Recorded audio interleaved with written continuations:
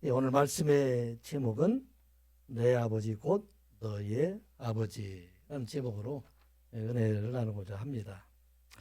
부활의 아침 십자가에 죽으시고 무덤에 장사진에 맺으신 우리 예수 그리스도가 사신 날에 이 시간 예배하는 우리 모두에게 하나님의 은혜와 부활의 소망이 임하시기를 주님의 이름으로 축복합니다.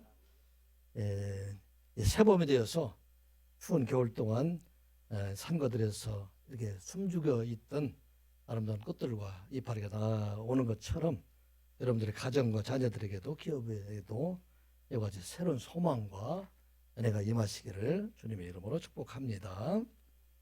예수님께서 부활하셨을 때에 처음에는 제자들도 또 누구도 이 사실을 믿으려 하지 않았습니다.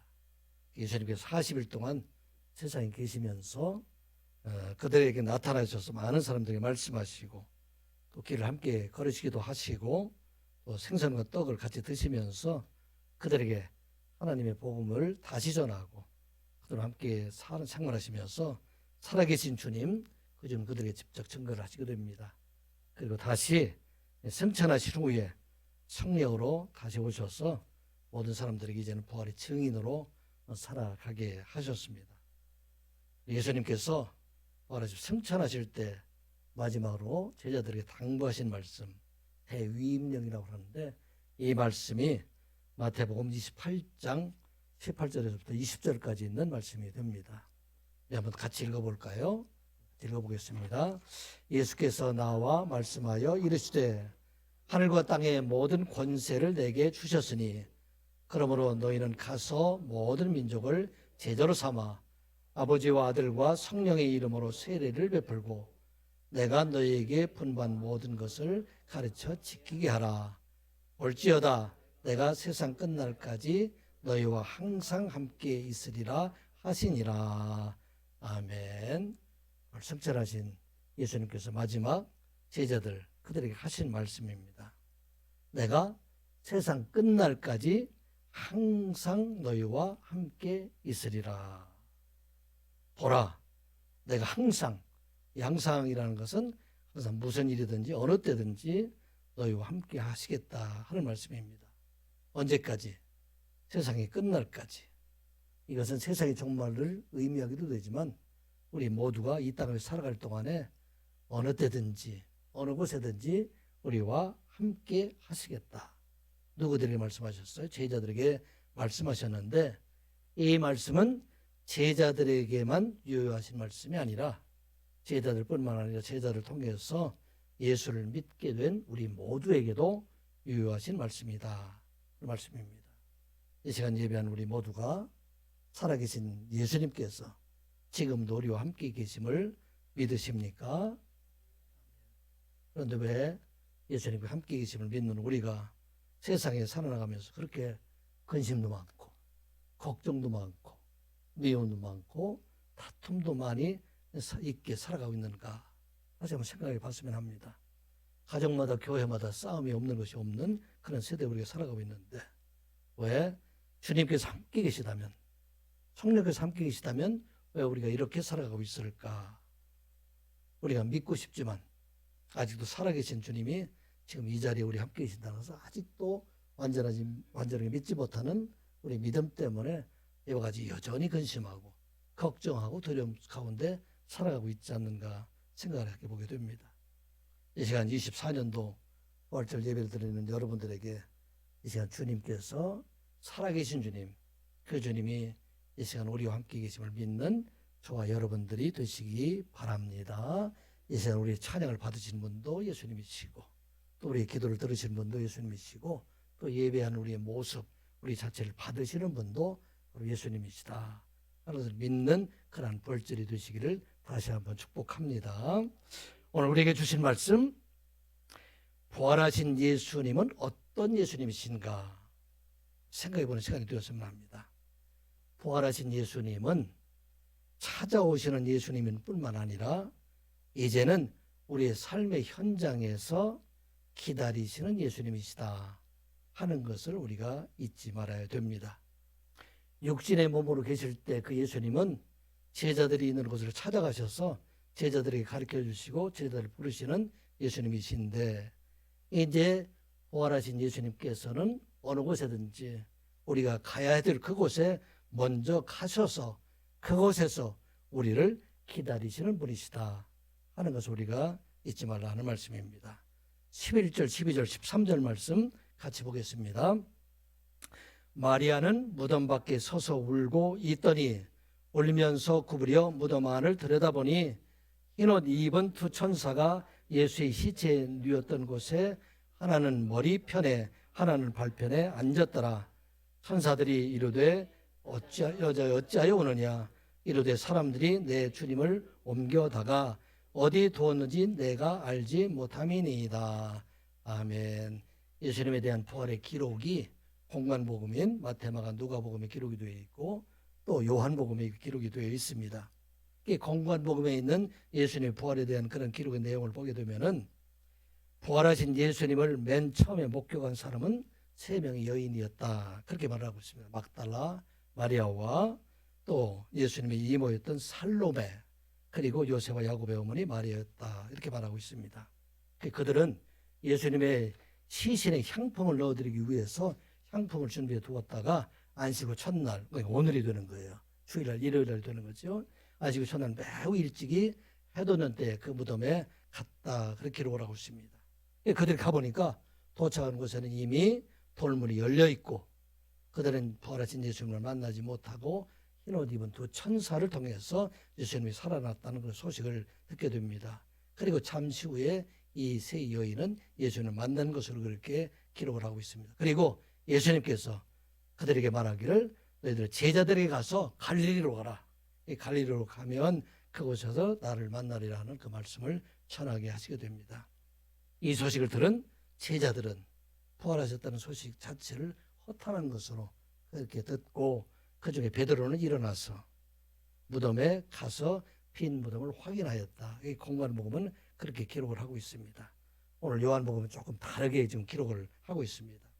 이 요한복음서를 기록한 것은 공관복음보다 훨씬 뒤 시점인 AD 85년부터 90년경이 되기 때문에 이 공관복음에서 알고 있는 내용을 조금 보완하기 위해서 그래 여기에다가 몇 가지를 또 보완한 기록의 내용이 됩니다.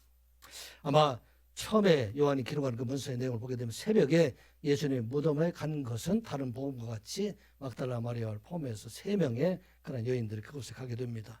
그곳에 가보니까 그곳에 무덤이 비어있고 예수님의 시신이 어디가 있는지를 알지 못하게 됩니다. 그들이 당황해서 제자들이 있는 곳으로 가서 이 사실을 알려주게 됩니다. 제자들 중에서 베드로와 요한만 일어나서 그러면 그 무덤을 우리가 가서 확인해 보자.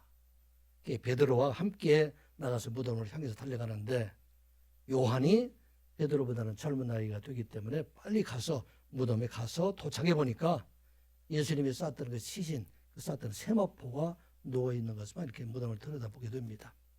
그런데 그 뒤에 달려왔던 베드로가 이젠 그 무덤 안에까지 들어가서 그곳에서 예수님이 누웠던 그 세마포와 그리고 머리를 쌌던 두건을 보게 되었다. 그 말하고 있습니다.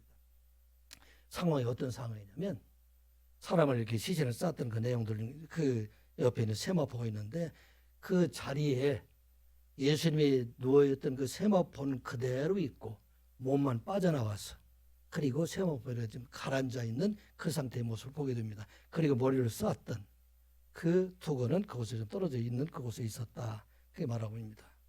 그리고 이 베드로와 요한은 그곳을 떠나서 자기 집으로 돌아가게 됩니다. 그런데 그 뒤에 나타난 사람이 누구냐면 막달라 마리아가 잠시 뒤에 그곳에 오게 됩니다. 아마 다른 두 여인, 세 여인들이 같이 가 있었는데 두 여인들은 함께 오지 아니하고 막달라 마리아만 그곳에 가서 그 무덤을 보고서 들여다보면서 그가 울고 있었다. 그렇게 말하고 있습니다. 이게 울다의 원어를 보게 되면 클라이우사 이렇게 되어 있는데 클라이오라고 해서 큰 소리로 탄식하면서 계속 울음을 그치지 못하고 있다. 그렇게 말하고 있어요. 그 무덤에 아무도 지금 없어요.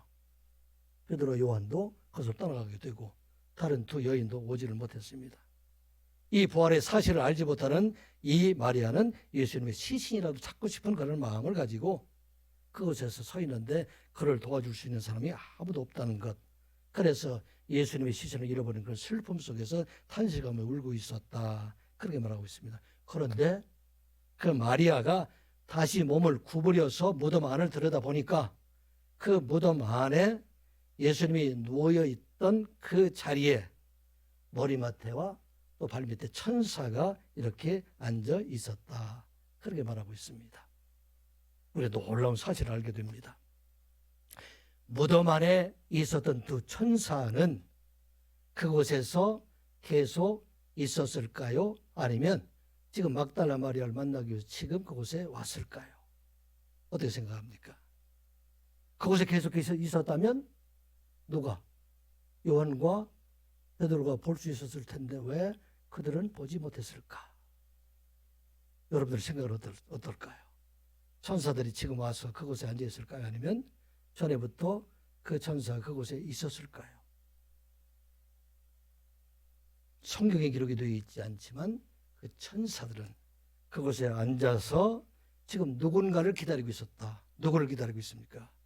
울면서 예수님의 시신을 찾고 있는 막달라 마리아를 찾고 그를 기다리고 있었다 하는 것을 말하고 있습니다. 그 사람들에게 보이지 않았지만 요한과 베드로는 보지 못했지만은 그런데 그곳에 앉아있던 그 천사를 본 사람은 누군가? 예수님을 간절한 마음으로 사모하고 사랑하는 그 마음을 가지고 있는 그에게 보여주었다 하는 것을 말씀하고 있습니다. 이게 바로 오늘 우리에게 주신 말씀이에요. 천사들이 지금 그곳에서 이 막달라 마리아를 기다리고 있었다 하는 것을 우리가 생각할 수 있습니다. 그런데 더 놀라운 사실이 있어요. 그 놀라운 사실은 그곳에서 부활하신 예수님께서 막달라 마리아를 기다리고 있었다 하는 것을 지금 성경은 말하고 있습니다. 14절 말씀 같이 보겠습니다. 14절 15절 같이 보겠습니다. 시작. 이 말을 하고 뒤로 돌이켜 예수께서 서 계신 것을 보았으나 예수이신 줄을 알지 못하더라. 예수께서 이르시되 여자여 어찌하여 울며 누구를 찾느냐 하시니 마리아는 그가 동산직인 줄 알고 이르되 주여 당신이 옮겼거든 어디 두었는지 내게 이르소서. 그리하면 내가 가져가리이다. 아멘. 무덤 안을 이렇게 들여다보고 우는 막달라 마리아에게 무덤 안에 있는 두 천사가 지금 그렇게 묻고 있습니다. 여자여 어찌하여 내가 울고 있느냐. 안타까운 듯이 지금 물어보고 있습니다. 왜 이렇게 여자인들은 울고 있느냐 그렇게 물었을까요? 한편으로는 예수님의 죽으심과 없어진 시신으로 인해서 슬퍼하고 있는 그 막달라 마리아를 위로하고 있는 그런 말인과 동시에 한편으로는 내 뒤에 서 계신 분이 바로 예수님이신데 어찌 내 뒤에 서 계신 그 예수님을 알지 못하고 그렇게 울고 있느냐 그런 안타까움이 그에게 있었던 것을 보게 됩니다. 그래서 막달라 마리아는 그것도 알지 못하고 묻습니다. 사람들이 내 주님의 시신을 어디에 두었는지 내가 알지 못하기 때문에 이 일로 인해서 내가 슬퍼하고 있습니다.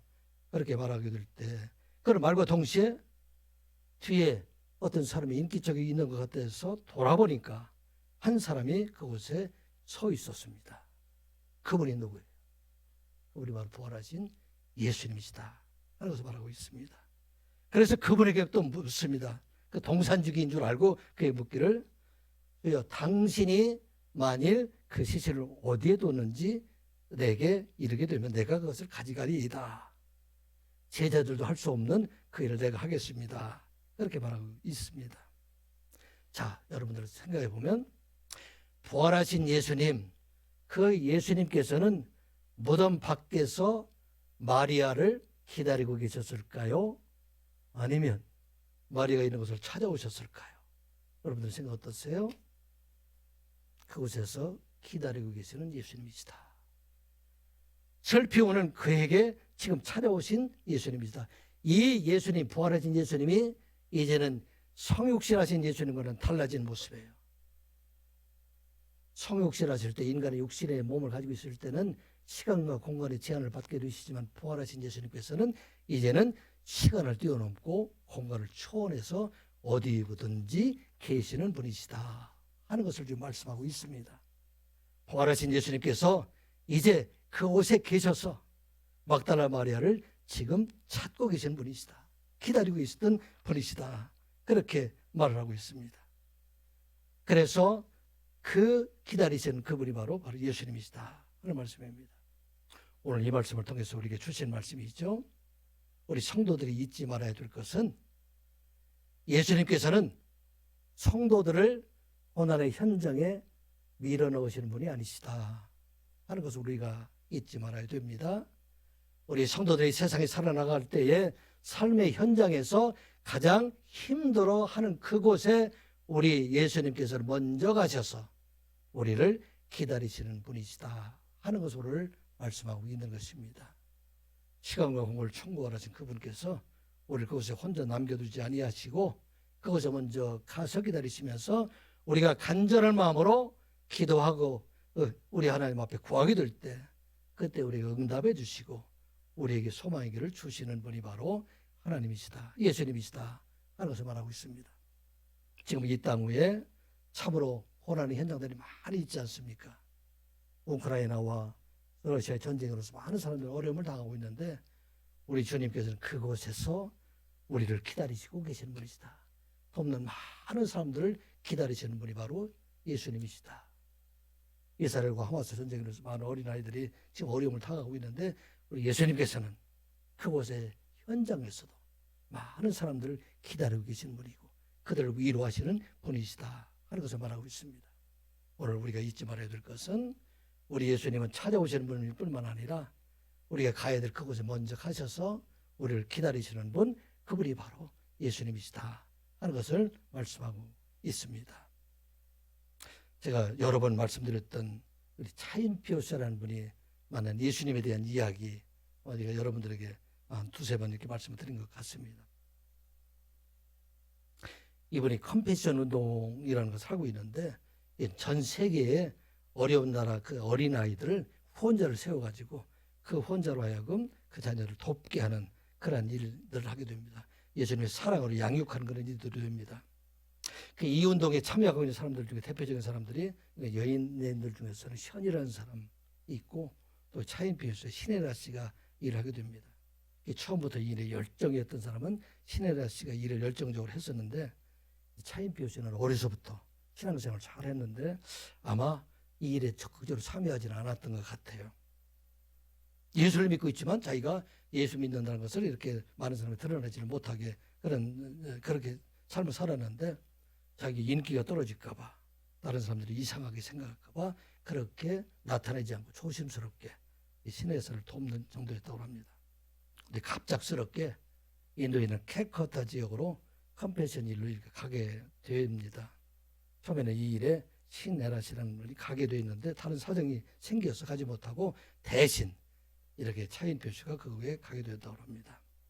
생계에서 가장 가난한 아이들, 그 아이들을 만나러 가기 위해서 차인표시는 가기는 싫었는데 그들과 함께 어울려 가는 것을 싫어서 그 사람과 별도로 자기는 1등석 비행기를 타고 이렇게 가게 되었다고 합니다.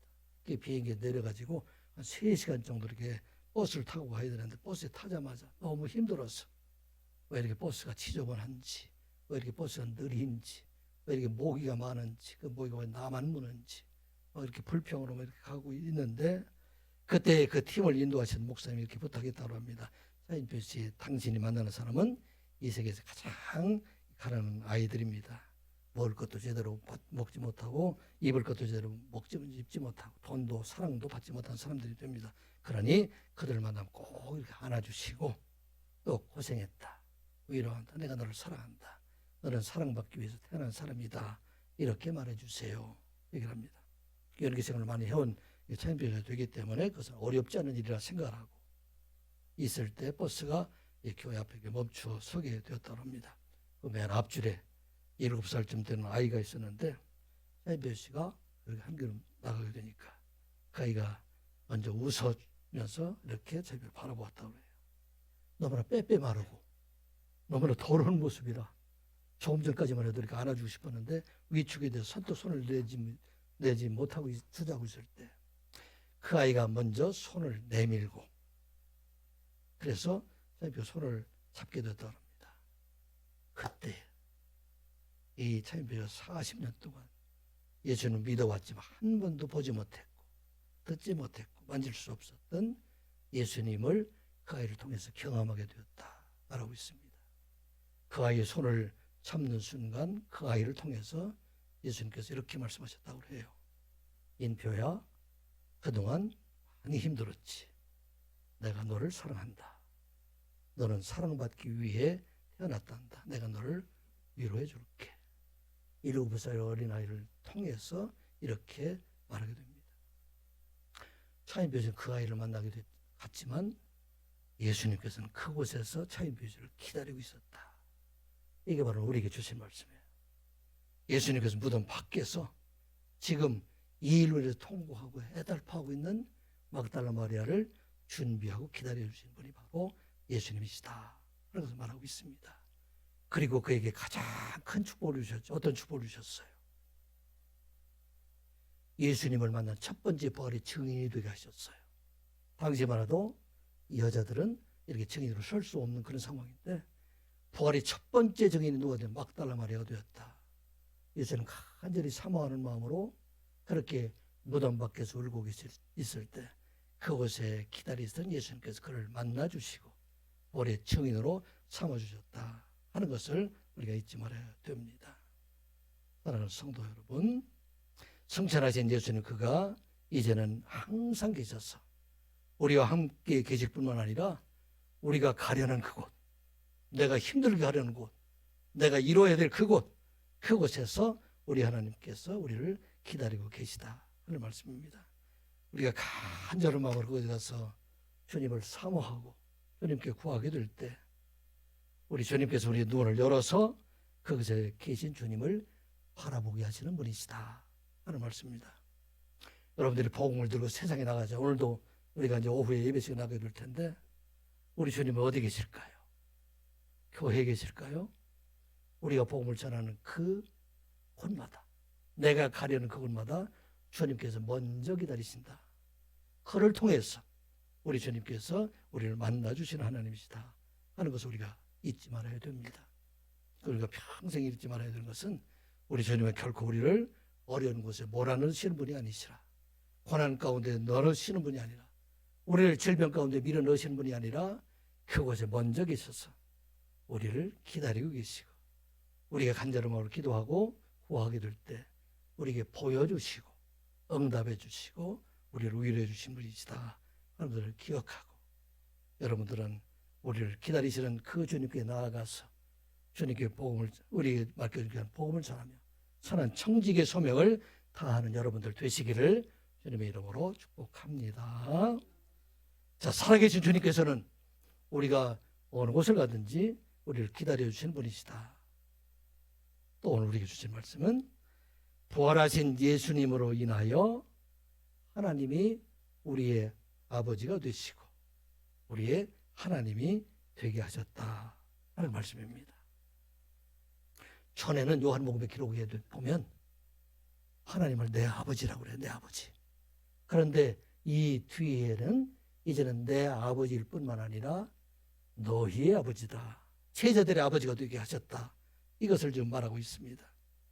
이제 그 제자들의 아버지뿐만 아니라 이 제자들을 통해서 이제는 예수 그리스도를 믿는 우리 모두에게 이제는 하나님 바로 우리의 아버지가 되셨다 하는 말씀입니다.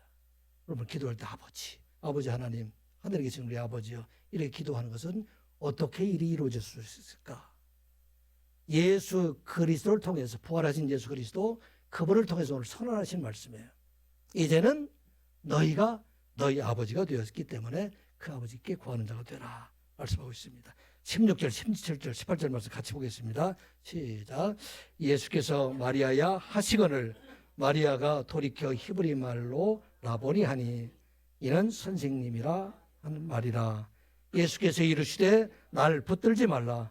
내가 아직 아버지께로 올라가지 아니하였노라. 너는 내 형제에게 가서 이르되 내가 내 아버지 곧 너희 아버지 내 하나님 곧 너희 하나님께로 올라간다 하시니 막달라 마리아가 가서 제자들에게 내가 주를 보았다 하고 주께서 자기에게 이렇게 말씀하셨다 이르니라. 아멘.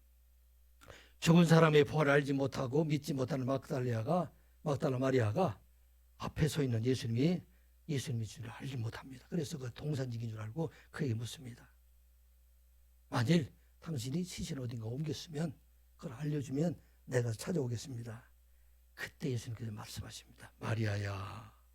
이렇게 부르실 때 그 음성을 듣고 앞에 서 계신 분이 바로 예수님이시다 하는 것을 깨닫게 됩니다. 우리가 이 땅을 살아갈 동안에 나의 힘으로 아무것도 할 수 없는 그 순간이 될 때, 내가 열심히 노력해도 안 되는 그런 순간, 우리 주님께서는 세상의 모든 소리를 통해서 우리를 부르시는 주님이시다. 그리고 그 주님의 음성을 듣게 하신다 하는 것을 우리가 잊지 말아야 됩니다. 우리 주님은 어느 것을 통해서든지, 아까 말씀드린 것처럼 어린 아이의 입을 통해서든지, 또 우리 가족의 입을 통해서든지, 목사님의 말씀을 통해서든지, 여러분들이 있는 말씀을 통해서든지 주님께서는 우리에게 말씀하시는 주님이시다. 우리가 잊지 말아야 됩니다. 그래서 날마다 여러분들이 고난 현장에서 주님의 목소리를 듣는 저와 여러분들 되시기 바랍니다. 그리고 그분이 이제는 예수님이라 알고 예수님을 붙들었다. 이게 보면 원어를 보게 되면 합토라는 얘기 되는데, 이것은 꼭 붙잡고서 놓지 않았다. 착사 달라붙었다. 그런 의미가 됩니다. 어머 막달라 마리아가 이 주님을 다시 만났으니까 그 주님이 놓치기가 싫어서 막 꼭 붙잡는 그런 모습을 보게 됩니다. 그때 그에게 말씀하시죠. 더 이상 나를 붙들지 말라. 내가 아버지께로 올라가지 아니하였노라. 그래서 무슨 의미가 될까요? 내가 아직도 할 일이 남아있다. 할 일은 무엇일까요? 이제 제자들이 말씀하신 것처럼 하늘에 올라가셔서 보혜사 성령을 세상에 보내시는 그 일들을 내가 해야 될 일이고, 그리고 내가 하나님 보좌 우편에서 이제는 영원한 대제사장이 되셔서 예수 그리스도의 이름으로 구하는 모든 사람들의 간구를 들어주는 일들, 이 일들을 위해서 내가 해야 될 일이 남아있다 말씀하고 있습니다. 그리고 우리에게 주신 말씀이 바로 오늘 놀라운 축복의 말씀을 우리에게 선언하고 있죠. 이제 사람의 몸으로 세상에 오신 예수 그리스도, 우리의 죄를 대속하신 예수 그리스도, 십자가에 주신 예수 그리스도, 이제는 그를 믿는 자들에게 놀라운 축복의 말씀이 어떤 말씀일까요? 17절에 있는 말씀이죠. 17절 다시 한번 읽어볼까? 시작. 예수께서 이르시되 나를 붙들지 말라. 내가 아직 아버지께로 올라가지 아니하였노라. 너는 내 형제들에게 가서 이르되 너희 아버지 내 하나님 곧 께로 올라간다 하라 하시니. 아멘. 또 올라온 축복이죠. 내 아버지 곧 너희 아버지, 내 하나님 곧 너희 하나님 되신다. 이 말씀하고 있습니다. 이제 예수 그리스도께서 승천하심을 통해서, 부활하심을 통해서 이제 믿는 우리 모두가 예수 그리스도가 하나님을 아버지로 부른 것처럼 우리도 하나님을 아버지가 되게 하셔서 그 아버지가 우리 곁에 영원히 함께 계시게 하시겠다 하는 말씀입니다. 이제 내가 내 아버지께 이 땅에 있을 때 너희를 위해서 구한 것처럼 이제 너희들은 네 아버지 앞에, 네 아버지 하나님 앞에 너희 모든 걸 다 직접 구하는 자가 되라. 이게 바로 오늘 우리에게 주신 축복이에요. 전에는 대제사장을 통해서 나가던 그 길을 이제는 우리 아버지가 되게 하셔서 우리로 하여금 이제는 직접 하나님 앞에 나가는 자가 되라 하는 말씀입니다. 이제는 하나님이 너희 하나님이 되어서 너희들 직접 그 하나님께 나아가서 하나님 앞에 구하는 자가 되라 하는 것을 말하고 있습니다.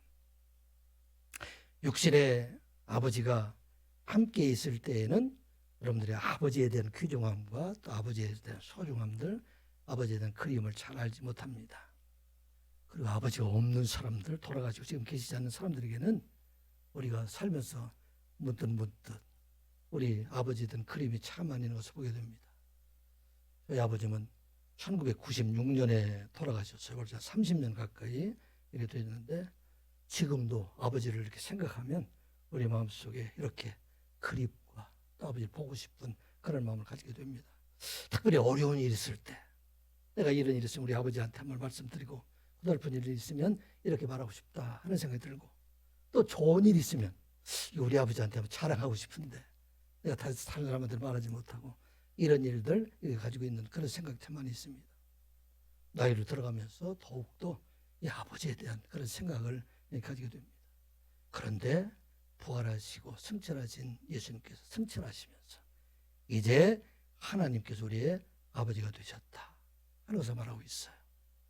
이제는 다른 사람, 육신의 아버지는 세상에서 나이가 들면 죽게 되지만 하나님 아버지는 영원토록 우리와 함께 계셔서 우리가 알고 있는 모든 것들을 알아주시고, 어렵고 힘들 때 우리를 위로해 주시고, 우리가 모든 것을 다 말할 수 있는 그 아버지가 되게 하셨다 하는 말씀입니다. 이 시간 예배하는 우리 모두가 이걸 꼭 기억해야 될 것은 하나님 바로 우리의 아버지가 되셨다 하는 말씀입니다.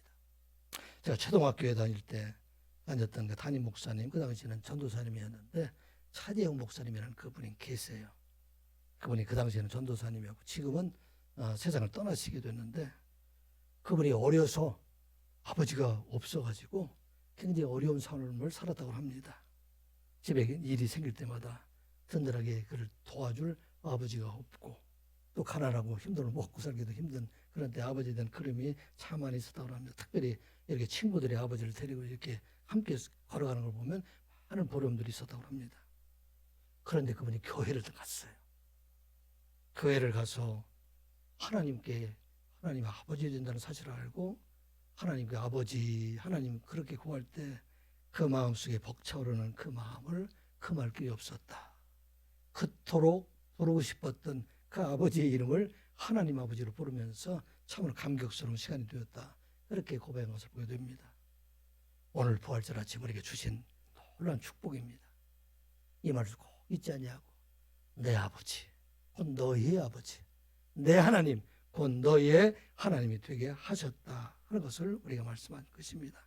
여러분, 우리가 이 땅을 살아갈 동안에 이제는 나 혼자 있는 것이 아니라 하나님의 아버지가 우리 아버지가 되셔서 어느 곳을 가든지 우리와 함께 계시는 것을 믿고, 그 하나님을 의지하고 그 하나님께 나의 모든 것을 다 아뢰고 그 안에서 참 유람을 받는 저와 여러분들이 되시기를 주님의 이름으로 축복합니다. 하나님은 자녀인 우리에게 이제는 무엇을 주실까요? 우리가 아버지가 되셨는데 하나님 아버지는 자녀인 우리에게 무엇을 주실까요? 우리에게 생명을 주시는 분이십니다. 영원한 생명 주신 우리 바로 하나님 아버지이다. 세상의 아버지가 줄 수 없는 그런 복을 우리에게 주신 분이시다 하는 것을 말씀하고 있습니다. 그리스도 안에 부활에 참여한 우리 모두에게 이제는 하나님의 아버지가 되셔서 우리에게 그리스도에게 주었던 그런 부활의 소망과 그런 생명을 우리에게 주시는 분이시다 말씀하고 있습니다. 로마서 6장 3절부터 5절까지 말씀 같이 보겠습니다. 시작. 무릇 그리스도 예수와 합하여 세례를 받은 우리는 그의 죽으심과 합하여 세례를 받은 줄을 알지 못하느냐. 그러므로 우리가 그의 죽으심과 합하여 세례를 받음으로 그와 함께 장사되었나니, 이는 아버지의 영광으로 말미암아 그리스도를 죽은 자 가운데서 살리심 같이 우리도 또한 새 생명 가운데 행하게 하려 함이라. 5절. 만일 우리가 그의 죽으심과 같은 모양으로 연합한 자 되었으면 또한 그의 부활과 같은 모양으로 연합한 자도 되리라. 아멘. 하나님께서는 아들이신 예수 그리스도를 죽음에서 살리셨습니다. 그 아버지 하나님께서 이제 우리 모두도 이 땅을 살아갈 동안에 영원한 생명으로 살리시는 분, 우리로 또한 새 생명 가운데서 행하게 하려 함이라. 새 생명을 주시는 분이 바로 하나님이시다 하는 말씀입니다. 그리고 우리가 그리스도와 함께 연합돼서 그리스도의 십자가의 죽으심을 통해서 우리 모든 죄가 사함받은 사람들은 이제는 그리스도와 함께 부활에 참여하게 하신 분이 바로 우리 아버지 하나님이시다 하는 것을 우리에게 말씀하십니다.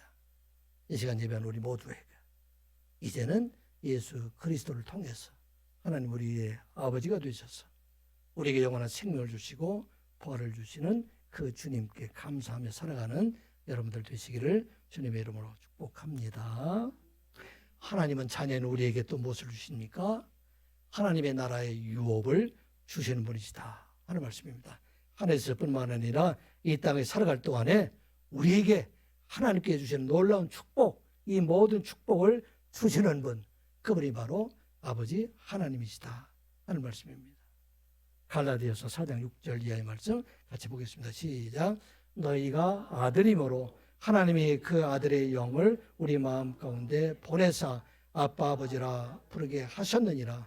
그러므로 내가 이후로는 종이 아니요 아들이니 아들이면 하나님으로 말미암아 유업을 받을 자니라. 아멘. 우리가 아들이 되었기 때문에 이제는 하나님의 상속자가 되었다. 하나님의 유업을 받을 자가 되었다. 그것을 말씀하고 있어요. 이 유업은 뭘까요? 이 유업은 세상에 있는 썩어질 것들이 아니라 썩지 않는 것들. 베드로전서 1장 4절 5절 같이 보겠습니다. 시작. 썩지 않고 더럽지 않고 쇠하지 아니하는 유업을 잊게 하시나니 곧 너희를 위하여 하늘에 간직한 것이라. 너희는 말세에 나타나기를 예비하시 구원을 얻기 위하여 믿음으로 말미암아 하나님의 능력으로 보호하심을 받았느니라.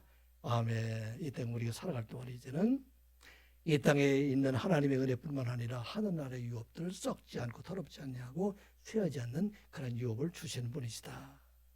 우리에게 생명뿐만 아니라 평강의 복들, 우리의 마음속에는 하나님의 은혜를 더하여 주는 분이시다.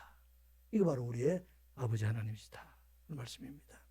이 현 예배하는 여러분들은 하나님의 나라를 유업으로 받은 자 되어서 믿는 여러분들 되시기 바랍니다. 그 유업이 하나님 나라뿐만 아니라 이 땅에 살아갈 동안에도 우리의 삶 속에 썩지 않은 것을 사모하고 더럽지 않은 것을 사모하고 쇠하지 않는 것을 사모하는 마음을 주셔서 이 땅 위에서도 하나님의 아들로 살아가게 하신다. 그래서 우리가 기억하고 참으로 하나님의 신실한 아들로 살아가는 저와 여러분들이 되시기를 주님의 이름으로 축복합니다. 하나님은 자녀인 우리를 책망하시고 징계하시는 아버지 하나님이시다. 이게 듣기 이렇게 좋은 말씀은 아닌 것 같지요. 그런데 참 아버지 하나님은 살아가는 자들을 징계하시는 하나님이시다. 이걸 꼭 잊지 말아야 됩니다. 잘못하는 것도 보고도 그냥 넘기면 이것은 살아가는 자가 아니라 그를 멸망의 길에 나아가게 한다. 그런 것입니다. 우리가 하나님의 아버지가 되셔서 이 땅으로 죄악 세상에 살아갈 때 이 세상에 악에 살지 아니하도록 우리 하나님 다 책망해 주시는 분이 바로 여호와 하나님이시다. 히브리서 10장 6절 8절 말씀 같이 보겠습니다. 시작. 주께서 그 사랑하는 자를 징계하시고 그가 받아들이시는 아들마다 채찍질하심이라 하였으니 너희가 참으면 징계를 받기 위함이라. 하나님이 아들과 같이 너희를 대화하시나니 어찌 아버지가 징계하지 않는 아들이 있으리요. 징계는 다 받는 것이거늘 너희에게 없으면 사생자요 친아들이 아니라. 아멘. 세상에서 징계를 좋아하는 사람들이 아마 하나도 없을 거예요. 저도 싫어해요. 그런데 징계와 책망을 받지 않는 사람들, 이것을 멀리하는 사람들, 이 사람들은 멸망의 길로 가게 된다 하는 것을 우리가 또 잊지 말아야 됩니다. 우리의 주변에 그토록 존경받던 많은 분들, 그 어른들이 넘어지는 이유들이 왜 그럴까요? 그들이 징계와 책망을 거부하기 때문에. 또 누구도 그를 징계하고 책망하는 자들이 없기 때문에. 그래서 그들이 넘어가는 경우 참 많이 있다. 오늘 우리에게 이제 참 생명을 가진 자에게는 이 징계와 책망이 있다. 그것을 말하고 있어요. 저는 지금 하나님의 은혜로 70이 넘었는데도 현역에서 일을 하고 있어요.